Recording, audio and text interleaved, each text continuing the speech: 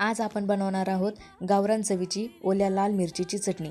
तर ओल्या लाल मिरचीची चटणी बनवण्यासाठी मी 5-6 लसणाच्या कांड्या व ओल्या लाल मिरच्या घेतलेल्या आहेत।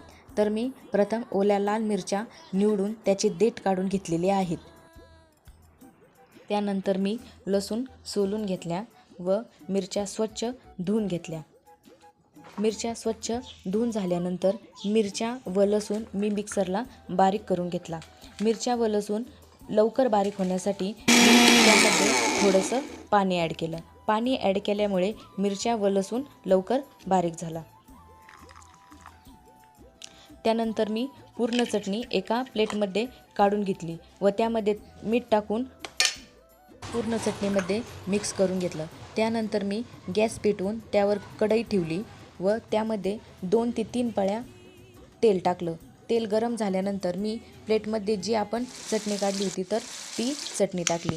त्यानंतर पूर्ण चटणी मी मंद आचेवर परतून घेतली। चटणी परतून झाल्यानंतर मी गॅस बंद केला व चटणी थंड झाल्यानंतर ती चटणी मी एका डब्यामध्ये काढून घेतली। अशा प्रकारे तयार आहे आपली गावरान चवीची ओल्या लाल मिरचीची चटणी। ही चटणी तुम्ही भाकरीबरोबर, चपातीबरोबर किंवा वरण भातासोबत खाऊ शकता। व्हिडिओ आवडल्यास लाईक करा, शेअर करा आणि चॅनलला सबस्क्राईब करा। थँक्यू।